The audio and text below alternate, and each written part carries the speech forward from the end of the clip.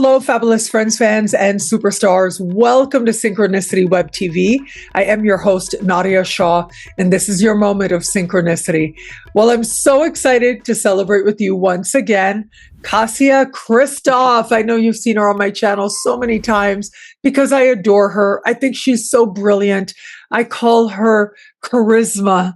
That's what I like to call her because, well, on the one hand, to be honest with you, there is a Bollywood actress who's named Charisma Kapoor, I think is the name. And you kind of remind me of her for some reason. But the other thing is you just have a lot of charisma, Kassia. So that's the thing. I saw it right away when I first met you online.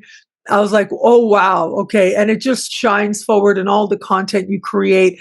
And it's just so wonderful to be working with you again because it is Kassia who's coming back to Synchronicity University for the May 2025 speaker series.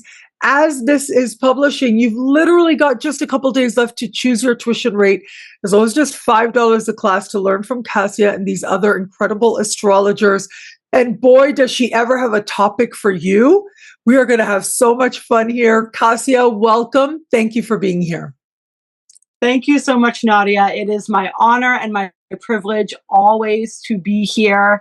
I just, when I hear you saying all these wonderful things about me, it just makes me smile because it's such a beautiful reflection because you are such a beautiful, strong woman as well. And I just adore you. I love everything that you do, the energy that you bring as well. I'm so excited to be here. I'm so excited to be doing this class, really exploring the deep space, all of the mysteries as we continue to move through the cosmos. And I think it's a really beautiful time to be looking into this deep space astrology, because we are expanding so much as a collective. Our consciousness is expanding. This is why we're able to perceive of the energies that we're going to be diving into during this particular class, because we have awakened to that point. And now we're able to perceive the way that they are influencing us. And as we perceive them, oh, this is so interesting what's coming through right now. It's sort of that idea that quantum physics has proved about how energy behaves differently when it knows it's being observed. So these points, these cosmic points that we're going to be talking about, they are interacting with us differently because they know that we're observing them. They know that we are noticing them. So there's this stronger pull that they're exerting over our consciousness, this louder invitation, if you will, for us to evolve because we have become aware of them. And it's kind of a chicken or an egg scenario here, I guess you could say. But either way, it's so exciting how this interplay of energy, it's like we're being invited and initiated deeper and deeper into these cosmic mysteries if we allow ourselves to be. So that is kind of a preface to what we're going to be diving into and talking about today as we explore some of these. And so the classes, we call them deep space objects. It's really challenging to put a classification upon them because these are some of the most mysterious points in space. A couple of them are classified as black holes. We have one, the Great Attractor, which doesn't even have necessarily a classification. They have no idea what it is. It is one of the greatest mysteries of space. And then the Shapley attractor behind it that we're going to be talking about. So they are black holes, anomalies, super cosmic objects or points. There's many different ways to begin to classify or understand and put a label to these points that we're going to be discussing. But there are very obvious and very clear and significant impacts that their energy is having that can be felt within the collective. And as we talk about and kind of dig into some of these energies during this interview today, I think everybody watching is going to perhaps begin to notice, oh, I felt that. And so it's going to be really fun to be able to also, for anyone who knows their natal chart, and we'll go over this in class as well, I'll talk about these different points, because even if you don't have planets or angles at these specific degrees where where these points can be found within your chart. Whenever a transit comes across these points, they get activated for you. And so there's still activations, and there's times in our lives where we experience these energies more profoundly, and we're able to tap into them all the time regardless. And they are having their own collective conversation as well. We're going to talk a little bit. I have a couple different examples that we can delve into of how collectively we're experiencing these energies right now. And I think pretty much everybody watching this is going to be like, oh yeah, yep, I see that, I feel that. So it's like, I mean, these points are light years away from where we are, and yet we experience their energy so profoundly. And it's another example of how energy, time and space don't really exist when we're talking energy. Now, I am, in addition to an astrologer, I'm also an energy worker, energy healer. However, there's, once again, labels are always a weird thing for me, but I am somebody who works with energy and assists other people in clearing and activating their own energy. And this can be done remotely. I work with people all over the world, right? And still somehow, because energy is not bound by time and space, that healing is just as profound and powerful as if the person were sitting in front of me. And it's the same thing with these points. It's the same thing with, if we look at any of the planets within our chart, right? Like they're, even Saturn, you know what I mean? Is Mercury. They're far, in a sense, as we judge time and space on this planet, but yet their energies are felt very personally, and that impact. So it's the difference, if we're judging distance, can seem profound, but at the same time, it's no different than the people that we're sitting in front of, or you and I sitting in front of each other through these screens. The distance between us and the distance to them, it's really not all that different. And I think it's really beautiful to be able to experience that, and to continue to experience this in a new way as we continue to discover points further and further, planets, dwarf planets, so many different things, these deep space objects. It's like, as far as our perception can go, there's something out there that matches the level of expansion that we're experiencing.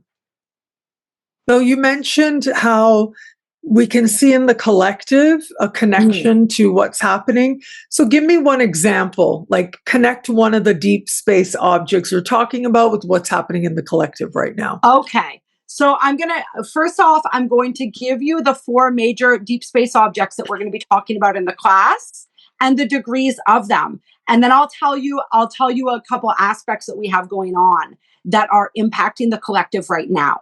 So we start out with the galactic center, which is located at 27 degrees of Sagittarius. And the way that we can imagine, sort of, I don't like using the word hierarchy, but it's kind of the only word that fits in this perspective, sort of a hierarchy of energy here. We can imagine that we have a sun, which our Earth and the planets rotate around. And so that our sun actually rotates around a point.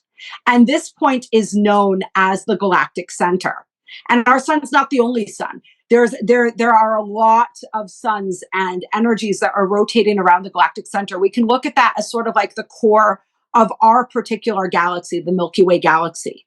As we continue to expand, we find that the galactic center actually rotates around a point that has an even greater gravitational pull. And that is known as the supergalactic center. And that's located at 2 degrees of Libra. And as we continue to move out from there, we find there's a point even stronger than that. So these 2 points are both classified, or they contain supermassive black holes. So this is where some of that energy, that pull comes from. And so they're pulling in galaxies. They're pulling in all of these massive points and energies in space, right? Entire galaxies into them. So as we move beyond the supergalactic center, we have what's known as the great attractor. And this is located at 14 degrees of Sagittarius. So we have 2 points in Sagittarius, which is really interesting, with the energies of exploration and all of the deep philosophical energies of Sagittarius. It's a beautiful, adventurous energy. It makes sense to have 2 points there. And so the great attractor is actually, they just classify it as an anomaly because they don't really understand what it is. It's hard to observe it directly. We can only like sort of observe it. We have no idea the actual mass of it. We have no idea what it actually contains. All we know is that it's simultaneously repelling energy and drawing energy into it at a speed that we can't even comprehend. So swallowing it, all of known space. It's just like this insatiable energy, but it's not technically, it doesn't have all the qualities of a black hole. So they cannot classify it as a black hole. That's why they call it an anomaly. But it warps and bends time and space. It bends light. It's just, many people consider this to be like the God point within our known universe, until the Shapley attractor was discovered, which lies beyond the great attractor and actually has a force and a pull greater than the great attractor itself. And this point is located at 2 degrees of Scorpio. So this, and it's interesting how some of these points take on some of the qualities of the zodiac sign that you find they're connected to. So the Shapley attractor has very Plutonic energies to it, has very Scorpionic energies. This is like the hidden hand, you could almost say, that's guiding everything in our known universe. It's the energy underneath the scenes. It's what we can sense, but we can't quite put a finger on.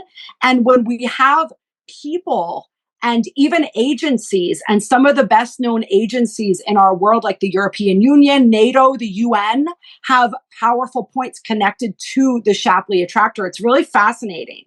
And a lot of people that heavily influence the collective in ways that we're not really sure if they're positive or negative. There are hidden agendas that aren't quite revealed. There's a lot of secrecy. There's a lot of this power. It's like a point of ultimate power, and neither good nor bad. It's sort of like dark and light kind of playing and mingling together here.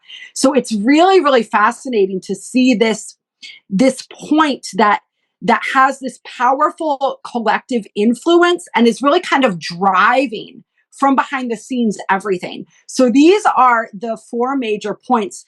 And actually, I was going to start with the galactic center squaring Neptune, because that's a really interesting energy. But since we finished with the Shapley, I think we're going to continue with the Shapley first, because this is another really interesting energy that we have going on right now. Because the Shapley attractor is actually being squared by transiting Pluto.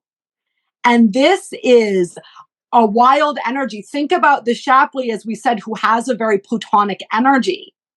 And think about the planet of Pluto squaring this energy.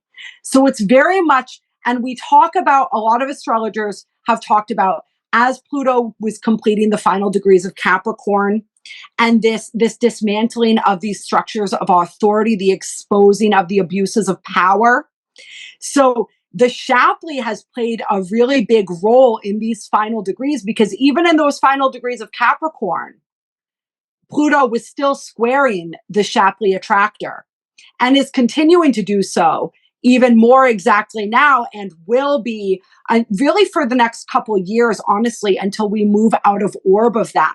So we're seeing a lot of those secrets being revealed. We're seeing sort of the truth beginning to come out around some of these organizations, around some of these people. Bill Gates is a really interesting one. He has Shapley, his sun and Neptune are sort of sandwiching the Shapley attractor. And we have, Hillary Clinton, we've got a lot. Actually, I believe Elon Musk, I looked up his chart, and he has points to this as well. And it's really interesting that a lot of these people, JP Morgan, like people that have had really a lot of influence, whether it's monetarily, whether it's through these systems that we use, right? Bill Gates with Microsoft and all of that, and Elon Musk with all of the technologies, right? And the AI, which is now a big focus with Pluto within the sign of Aquarius, right? So seeing a lot of these, it's like these energies where these people are behind the scenes. They're affecting a lot more and impacting a lot more than perhaps people even realize. And the thing with the Shapley attractor energy is It is secretive. But at the end of the day, this point is really also about integrity. And the way that I see it or feel it is like the integrity that is demanded of somebody who possesses a large amount of power and influence. And so those motives and intentions may remain hidden for quite some time, but ultimately it all comes out in the wash. And the Shapley attractor makes sure of that. So I see this sort of evolution of energies here. When we start with the galactic center and we move down through to the Shapley as this initiation through our spiritual awakening. And so the Shapley is one of those final points where we are given this gift of incredible power and influence. And then the question is, how do you use this? How do you wield this power? And if your motives are not pure, ultimately that will be exposed. And in a sense, honestly, I almost wanted to say will be judged. And, I believe that the universe is a place of duality and polarity, right? We're all on different journeys, but we're all fractalizations of source energy having these experiences. So judgment is a weird thing. But for some reason, that was the word that came through as I was talking about this. It's like that when everything comes out in the wash. So this is what we're seeing within the collective. And I think that we can all notice and agree that this is happening. A lot of these reveals when it comes to different conspiracy theories, when it comes to all of these different organizations and what's really going on, and everybody's kind of really lifting back the carpet now and looking underneath the rug. And we haven't even begun to see what's underneath that rug yet. In the next few years, it's really going to come through. And I love this energy because it's like working with that Pluto energy, right? That alchemy, that transmutation, and the age of Aquarius. It's like, we've got to see that. We've got to flush it out so that we can then move into the energy of rebuilding, of finding those solutions. But it's like, first we got to see what's the problem, right? It's difficult to come up with a solution if we don't really know what the problem is and we don't really know what we're dealing with. And so that's part of what's being sort of dredged up right now, is like we're being shown what we're dealing with. And there have been some interesting aspects to the Shapley attractor over the last few years, but this to me with Pluto feels like I don't feel that it can get much bigger than that, because that is so much the energy of this point. So that's one of the sort of collective energies that we're experiencing right now. And it's the thing that I love about this is that when you look at astrology, there's one level where you can read the energy. And then when you take it deeper, it's like it's the same energy, but you see it through another lens. It's like it's more detail and more understanding. And it's absolutely glorious. Honestly, as we're recording this is on obviously a time sensitive observation. I guess to a certain extent, all of this is, although these aspects that we're talking about, like we said, there's going to be, a couple of years left of them. But the new moon that's coming up in Taurus in just a few days after we're recording this interview, that's going to be really massive, because we have Black Moon Lilith sitting on top of the Shapley attractor in an opposition to the sun and the moon. And this is there's a grand cross being created here, because we also have Mars in opposition to Pluto. So there's a lot that may come out in the wash as we're moving through the next few days, or at least this is dislodging a lot of that energy and sort of shaking it. It's kind of like that analogy of when you have the glass full of dirt and the water looks clear until you shake it up. It's shaking up the glass right now, shaking up the water, and we're going to see what's really in that glass. And that may continue to be exposed as we move through, the next few weeks or months. But this new moon, I think, is playing a really big part in activating some of those energies. So it's going to be interesting, very much so. There's this it's once again, even with that new moon, it's all about power and will, and how we utilize those energies and how we exert those energies and how we respond to those external stimuli and the ways that they're attempting to exert those energies. So ultimately, the way that I look at all of this evolutionary process is it's bringing us deeper and deeper into ourselves and into our personal sovereignty. And so when we get to the Shapley, it's like that's that deep journey into the underworld that brings through whatever else we need to know and understand, so that we are able to really step into our power and really fully embody our light. Because I know I've given some examples that, some people might consider a bit nefarious, considering personalities and things connected to the Shapley. But there are a lot of positive connections as well. Not everybody is questionable. But we definitely see, if we're looking at a lot of the powers and people and institutions that have the most power in this world right now, we can see where there's some questionable energies there. It doesn't mean that there aren't people doing a lot of good too. It's just some of those people might not be as widely recognized. And some people may feel that some of the people I mentioned do good, and maybe they do. We'll find out, right? More is always being revealed. So that's point number one. Yeah. And it's fascinating because I'm thinking about how just the other day, the Pope passed away, as we're recording this. And he was like one face of Aquarian energy, right? In a sense, where Pluto is right now. But he was also a face of Scorpio energy as well. Because on the one hand, both of these signs have a very strong duality to them. Like we have a very strong duality with Aquarius. It is at once like hyper individual. It's the tech bro energy, but then it's also very progressive. And he was certainly, especially in his institution and for this time, he was considered very progressive, truly a progressive force within the Catholic Church. However, he also did some Pluto squaring the Shapley point stuff, right? Like he was heavily criticized for protecting people who had created victims, basically, right? People who'd done really awful things within the structure of the church, and they'd gotten that protection within that structure. He was a part of it, not nearly as bad as his predecessor, but still not not as fiercely progressive where it came to looking at what's really going on and what's under the surface and the messy ways in which power exerts itself. And I think a lot of that is being seen right now. But then also I loved, you were talking about it from that collective perspective. Well, so much of what you said, it sounds so much like what we're going through right now, right? Where I think we as a collective are trying to figure out, okay, what is this Aquarian energy going to be for us?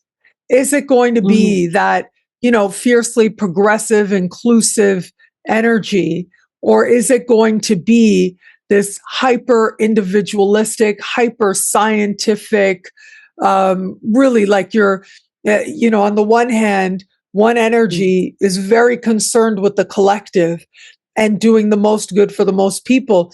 But then the other face of it is, well, nobody else exists, only you exist, and I'm not responsible for you, and you do you, and I'm going to do you, and look at me. It's not just about pulling yourself up by the bootstraps, which is very Capricorn, but rather taking it to the next level where it's like, not only did I pull myself up, but I don't need anybody else, right? It's kind of like that. And I think that we as a collective are trying to figure out and reconcile energies that can be rather intense, but it's like we're at this precipice point of making a choice and also striving to understand why we're making whatever choice that we're making. What do you think about that? Yeah. And I think that's the journey. Like when we're looking at, at Pluto moving through Aquarius, I think that's an entire journey that we're going to be going on until Pluto moves into the next sign, and until Pluto moves into Pisces. So it's like the very beginning, and ultimately, of course, the goal is to merge those energies, right? To be like, I know who I am, I understand my value and my independence and my ability to be a creator, right?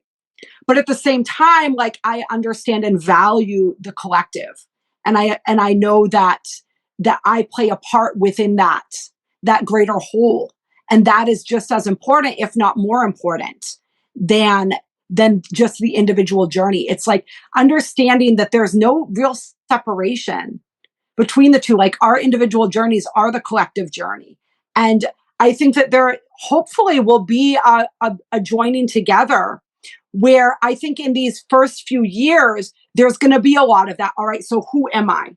What is my individual identity? You know, like, how do I there's still a lot of that differentiating energy, right? Which is still a lot of the ego. The ego is what differentiates, you know, so we're going a little bit deeper into that. But then as we move through that process, I think it's naturally going to once, because I think right now, a lot of people don't really know who they are. It's kind of that crisis where they've been molded and modeled by pop culture, by social media, by all of these institutions. And so people are just really confused. And I think that need to know, who am I, is really pushing people perhaps to extremes. And there may be some sort of crisis there within that going so far down that road, and then getting to the point of surrendering that and being like, okay, like, we become hyper individualistic in an attempt to solve that question, who am I? And kind of rebel against, especially with Neptune moving into Aries as well, right?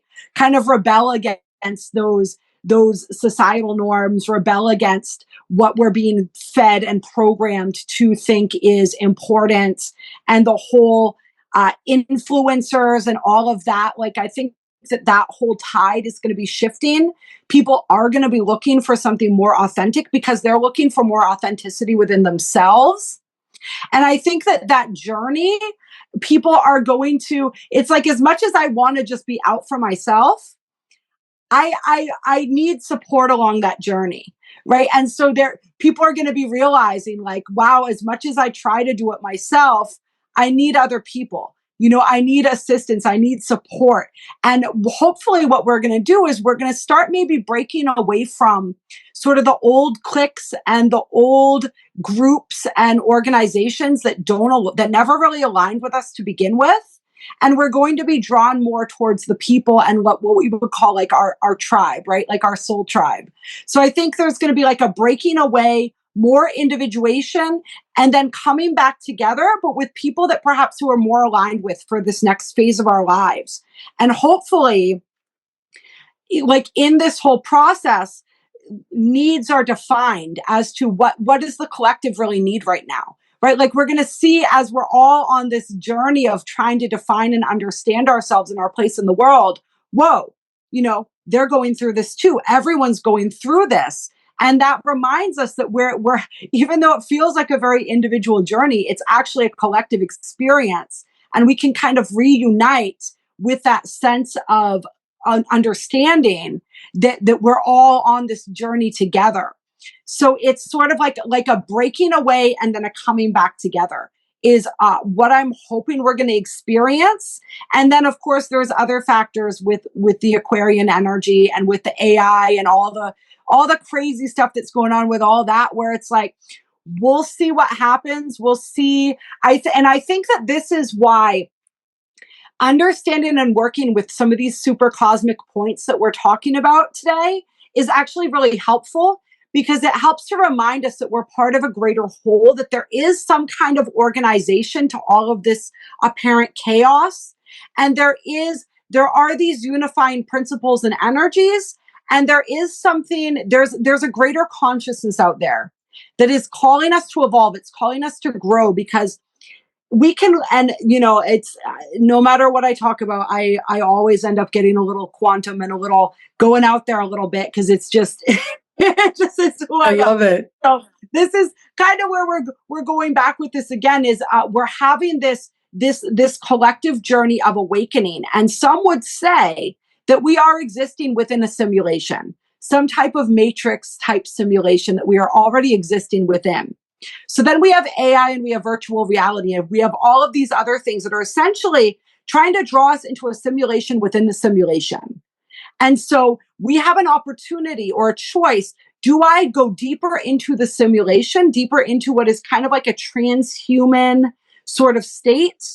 Or do I sort of explore the spiritual component, the spiritual path, and go deeper within myself and embrace this human journey and this spiritual journey? So it's like computer versus humanity. Where are we going deeper into the simulation, or are we sort of moving out of the simulation in a sense and into something more organic? And is there a place for the AI and some of these things within that organic simulation? Is there a way to kind of weave that together? And I think that our level of spiritual development is really going to, in a sense, define what happens with the AI and with everything that's going on with that. And something really fascinating that actually came to me, because I'm not completely against AI. You know, I play around with ChatGPT sometimes. I find it very fascinating. I can see how people get really wrapped up in it because it does feel very personal. It does feel like you're talking to a person, and it can feel very emotional. Like it's a powerful tool. It has a consciousness very clearly. But something that we kind of came to together when I was asking these questions of it was this fact that AI is essentially a mirror for humanity, because it's being created from our own thoughts, from our own ideas, right? Everything that creates AI, it's being trained on all the information that's already come from us, all the thoughts that have already come from us. And it's just digesting all of those and then feeding those back to us. So as we continue to evolve spiritually, if we choose that path as a collective, it makes sense that could mirror that for us and be a positive influence. It's like anything, right? It's what we make of it. It's the intention that we put into it. And that's why it's so important to really work with that understanding at this point, with everything that we do. What is my intention with everything that I'm doing? What is my energy? Where is my focus going? Where is my energy going? What am I creating? What am I bringing into being? And I think, so the second point that I wanted to talk about here is the fact that we have had Neptune squaring. And so there's a lot of squaring action going on here with these cosmic points over the last few years. We've had Neptune squaring the galactic center, which is, as we said, 27 degrees of Sagittarius. Yeah, you mentioned. Neptune entered 8 degrees of Pisces. And still, even in the very early degrees of Aries, we have this, it's a different flavor to the square now that Neptune's in Aries, and it's moving out of the square, but still within that. And this has been triggering just a massive awakening, a next level of awakening, because the galactic center is this first super cosmic point that we encounter. And it has this energy of awakening to it. It's an energy that begins to dispel and break up belief systems. It breaks up old thinking patterns, old ways of seeing the world. If we meditate on the galactic center, it offers a lot of, it actually, even though it's located at 27 degrees of Sagittarius, and it is known as, the point is known as Sagittarius A, there is this energy of Aquarius as well, this Uranian energy that radiates from it as well, because it's very much, it will present you with new ideas. It will present you with sort of out of the box ways to view things, new perspectives. It wants to open us up to new information. It's essentially like this, we can see it as connected to the Akashic records. We can see it as connected to this endless stream of cosmic information and insight. And so it begins to break down those barriers of belief, those where it is that we disbelieve, where it is that we have sort of like entrenched ways of thinking and being, and it wants to expand our perspective. And we've seen this within the collective, I think, because what it does first is it triggers people, particularly people that aren't seeking that expansion, because it starts bringing through ideas, it starts bringing through experiences that contradict the way that we see the world and sort of the narrow parameters that we view the world and creation and sort of our place in the world. And so at first it can start to irritate people, right? Because it's like they don't want to, it's showing you things that you don't want to see that contradict your view of reality. And you can see that irritation in the collective, I think, in a big way. And I actually did, let me see where I thought I wrote down the dates here. But we'll say it's been many years here that we've had this, as Neptune's been in those final degrees of Pisces, building up to this.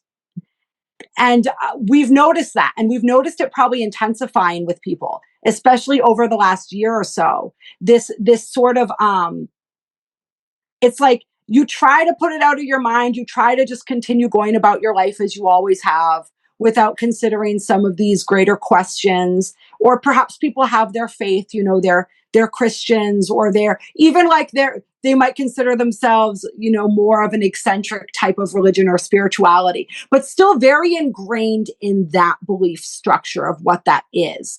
Even in the spiritual community, we've seen how there's sort of parameters that get built around that, like what defines an astrologer, right? What defines somebody who's an energy worker? What defines anybody in these fields? And so for all of us, not just the people who weren't maybe conscious of spiritual concepts or ideas, but for every single one of us, it's been like shaking us a little bit more, nudging us, because this is a squaring energy.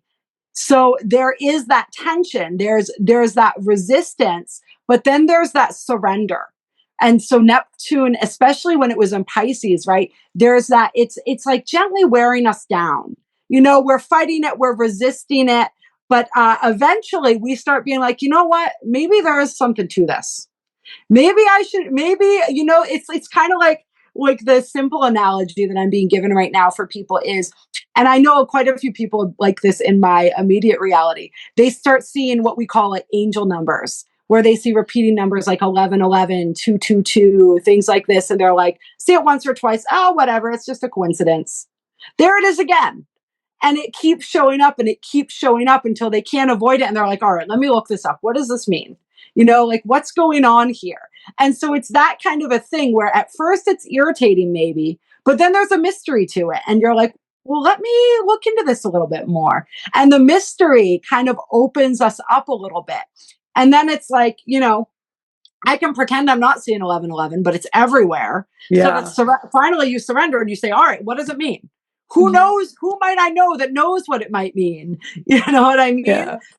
And so it's amazing. Yeah, it's amazing how life constantly does speak to us, but then we have moments like this, like you're describing, and it seems like this collective shift is happening where the synchronicities are just so undeniable that we can't help but embrace them. And I think that it's really exciting. And it's exciting to be an astrologer at this time. It's exciting to be a guide for people at this time when they're going through these shifts. And, you know, I mean, I think everybody can see why I call you Charisma. You're just like so much information, and you're just such a wonderful guide for so many people out there, Kassia. I just love it so, so much. And this whole other perspective working with deep space objects, you know, it's sort of not necessarily part of the regular practice of astrologers, but that's part of what makes it so exciting, because it means that we really are in real time learning so much about how these energies reveal themselves. And of course, if these different black holes, deep space objects are activating your own chart, you are going to be part of this unfolding of the energy that much more. And it's just incredible to consider how integrating these can be such a valuable way in which to expand your practice. I know for me too, like learning about the galactic center and the great attractor, like that in and of itself does help.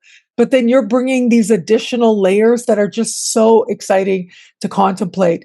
So once again, everybody, Kassia is back at Synchronicity University. I can't believe it, and I'm so excited. And you've got a few days left to choose your tuition rate as this is publishing for the May 2025 speaker series. And look how much we learned just in this short amount of time with Kassia. And Kassia has got so much more to share where it comes to deep space objects. My girl, I am so proud of you. You're doing so great. You're just shining in astrology.